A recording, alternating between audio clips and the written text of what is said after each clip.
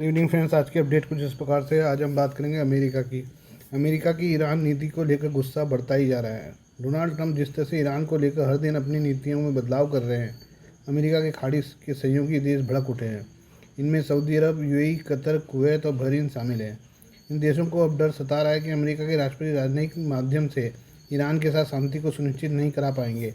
ये देश अब ईरान से निपटने के लिए नई व्यवस्था पर काम कर रहे हैं।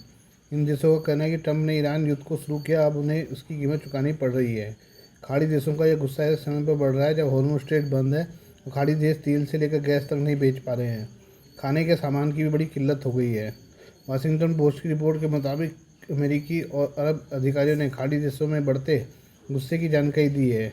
इन अधिकारियों ने बताया है कि खाड़ी देशों का ट्रंप के खिलाफ गुस्सा ईरान युद्ध शुरू होने के बाद अपने चरम पर पहुंच गया है। उनका कहना है कि ट्रंप के शुरू किए गए युद्ध की कीमत उन्हें चुकानी पड़ रही है। अमेरिका खाड़ी देशों का करीबी सुरक्षा पार्टनर है और अरबों डॉलर के हथियार बेचता है। अब कई खाड़ी देश अपने देश में अमेरिका के सैन्य अड्डों की उपयोगिता पर ही सवाल उठाने लगे हैं।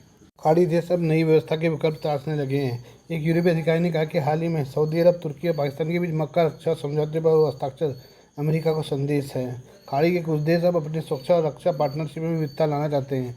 इन देशों को लग रहा है कि अमेरिका अकेले पर्याप्त नहीं है। खाड़ी देशों की अच्छी तरह से समझने वाले एक पश्चिमी राजनयिक ने इस दावे का विरोध किया है कि इस इलाके में अमेरिका को लेकर भावनाएं काफ़ी बदल गई हैं। उन्होंने कहा कि ईरान युद्ध शुरू होने से पहले ही अमेरिकी सैनिकों का यहाँ विरोध किया जाता था। पश्चिमी राजनयिक ने कहा कि अमेरिकी सेना को एक आवश्यक बुराई के रूप में देखा जाता था, लेकिन अब यह आवश्यकता ही सवालों के घेरे में आ गई है। मक्का रक्षा समझौते में कहा गया कि ये तीनों ही देश एक देश पर हमले को तीनों देशों पर हमले के रूप में देखेंगे। ये ठीक उसी तरह से है जैसे नाटो का आर्टिकल 5 है, जिसमें सामूहिक सुरक्षा गठबंधन की व्यवस्था है। डोनाल्ड ट्रंप ने सऊदी अरब, तुर्की और पाकिस्तान के रक्षा समझौते का स्वागत किया है। ट्रंप ने कहा कि यह बड़ा साहसिक और पहला महत्वपूर्ण कदम है। वहीं यूएई अब इजराइल और भारत के साथ रक्षा संबंध मजबूत करने पर काम कर रहा है। आइए बात करते हैं अमेरिका और ओमान की। अमेरिकी राष्ट्रपति डोनाल्ड ट्रंप ने सोमवार को ओमान पर बमबारी की धमकी दी है। उन्होंने कहा कि अगर ओमान हॉर्मुज़ जलसंधि मध्य में ईरान के जहाज़ों की नाकेबंदी में रुकावट डालता है तो बम गिरा देंगे। हालांकि ओमान परंपरागत रूप से अमेरिका का मित्र है और ईरान के साथ हॉर्मुज़ जलसंधि मध्य से जहाज़ों की आवाजाही को लेकर एक समझौते के करीब है। वहीं अमेरिकी नाकेबंदी के जरिए ईरान पर शांति समझौते के लिए दबाव बनाने की कोशिश कर रहा है। अमेरिकी नाकेबंदी के कारण ईरानी जहाज़ों की आवाजाही लगभग रुक गई है। फॉक्स न्यूज़ को दिए एक इंटरव्यू में डोनाल्ड ट्रंप ने कहा कि अगर ओमान रुकावट डालता है तो हम उन पर ज़बरदस्त बमबारी करेंगे। उन्होंने यह भी कहा कि नाकेबंदी से ईरान पर दबाव बन रहा है, उसके पास इस विवाद को सुलझाने के लिए कोई समय सीमा नहीं है। उन्होंने साफ किया कि उन्हें कोई जल्दी नहीं है। अमेरिका ईरान युद्ध लगभग 6 महीनों से चल रहा है, इसका कोई समाधान नहीं दिख रहा है। शांति वार्ता रुकी हुई है, बीच बीच में झड़पें भी जारी हैं। इससे हॉर्मुज़ जलसंधि मध्य से तेल और अन्य जरूरी सामानों की आवाजाही ठप पड़ी हुई है। अमेरिका ईरान शांति वार्ता लंबे समय से ठंडे बस्ते में है। 2 महीने पहले पाकिस्तान और कतर की मध्यस्थता में दोनों देशों के बीच शांति समझौते के एमओयू पर साइन हुआ था। हालांकि बाद में अमेरिका और ईरान ने एक दूसरे पर शांति समझौते की शर्तों को तोड़ने का आरोप लगाया और एमओयू को खारिज कर दिया। इसके बाद से दोनों देश एक दूसरे पर हमले कर रहे हैं। अमेरिका ने हॉर्मुज़ के आसपास के इलाकों में ईरान के सैन्य ठिकानों पर हमले किए हैं। वहीं ईरान ने खाड़ी देशों में अमेरिकी सैन्य ठिकानों, जहाज़ों, पेट्रोलियम डिपो और दूसरे रणनीतिक अड्डों को निशाना बनाया है। ईरान और ओमान हॉर्मुज़ जलसंधि मध्य से जहाज़ों की आवाजाही को संभालने के लिए एक अस्थायी व्यवस्था पर बातचीत कर रहे हैं। ईरान ने सोमवार को कहा कि वो प्रस्तावित व्यवस्थाओं का ब्यौरा देने वाले एक संयुक्त बयान को अंतिम रूप देने के लिए ओमान के साथ काम कर रहा है। ईरानी विदेश मंत्रालय के प्रवक्ता इस्माइल बगाई ने कहा है कि उस रास्ते को लेकर सहमति बन गई जिसका इस्तेमाल जहाज़ इस जलमार्ग से गुजरने के लिए करेंगे। बगाई ने कहा कि पारगमन मार्ग ट्रांजिट रूट के नक्शे को लेकर सहमति बन गई है। बगाई ने और जानकारी नहीं दी, लेकिन पिछली चर्चाओं से संकेत मिला कि जहाज़ ईरान के पास के रास्ते से जलसंधि मध्य में प्रवेश कर सकते हैं और ओमान के पास के रास्ते से बाहर निकल सकते हैं। प्रस्तावित अंतरिम व्यवस्था के तहत जहाज़ों को गुजरते समय कोई फीस या टोल नहीं देना होगा। आइए बात करें भारत और फ्रांस की। भारत और फ्रांस के बीच 114 राफेल फाइटर जेट डील को लेकर बातचीत अपने अंतिम चरण में है। भारत ने संकेत दिया कि वो रूस से सुखोई 57 स्टेल्थ फाइटर जेट नहीं लेगा। भारत के इस सख्त रुख के बीच रूस ने बड़ा ऑफर दिया है।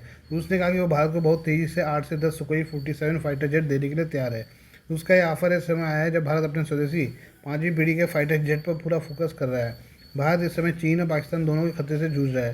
चीन बहुत तेज़ी से 5वीं पीढ़ी के फाइटर जेट भारतीय सीमा पर तैनात कर रहा है, वहीं 6वीं पीढ़ी के फाइटर जेट का प्रोटोटाइप उड़ा रहा है।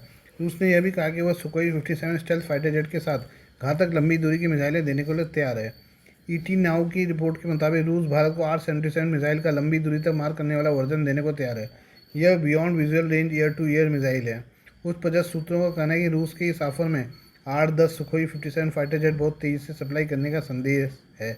ये करीब आधा स्क्वाड्रन होता है। उन्होंने कहा कि अभी रूसी ऑफर पर कोई फैसला नहीं लिया गया है। भारतीय वायुसेना अभी फाइटर जेट की भारी कमी से जूझ रही है। ऐसे में अगर भारत को जल्दी सुखोई 57 फाइटर जेट मिलते हैं तो फ़ायदेमंद हो सकता है। अभी भारतीय वायुसेना के पास फाइटर जेट की केवल 30 स्क्वाड्रन ही है। इसमें 2 स्क्वाड्रन राफेल के भी शामिल हैं। इसके अलावा भारतीय बेड़े में सुखोई 30 MKI काफ़ी बड़े पैमाने पर है। वहीं फ्रांसीसी Mirage 2000 fighter jet, British Jaguar, रूसी मिग 29 भी मौजूद है। ये तीनों ही अब काफ़ी पुराने होते जा रहे हैं। भारतीय वायुसेना अब 180 तेजस मार्क 1 ए फाइटर जेट लेने पर काम कर रही है, लेकिन इसमें सबसे बड़ी बाधा अमेरिका के GE-404 इंजन बन रहे हैं। वायुसेना में अभी 40 स्क्वाड्रन की जरूरत है ताकि चीन और पाकिस्तान का मुकाबला किया जा सके। भारत के पास अगर 5वीं पीढ़ी का फाइटर जेट लेना हो तो बहुत ही कम विकल्प है। अमेरिका ने भारत को F-35 फाइटर जेट का ऑफर दिया है, लेकिन भारत ने अभी इस पर कोई फैसला नहीं लिया है।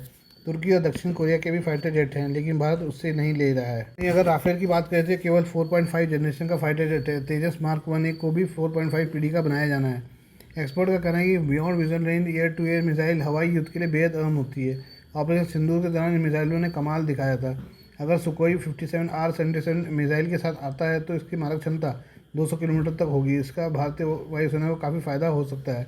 पाकिस्तान के पास अभी PL-15 मिसाइलें हैं और वो चीन से J-35 फाइटर जेट लेने के लिए बात कर रहा है, जो PL-78 मिसाइलों से लैस होगा। वहीं पश्चिमी देशों खासकर अमेरिका का दबाव है कि वो रूस से हथियार और तेल नहीं खरीदे। ऐसे में भारत के लिए रूसी ऑफर फैसला लेना आसान नहीं होगा। Please do like, share and subscribe this channel of mine, news, views and analysis by Prakash.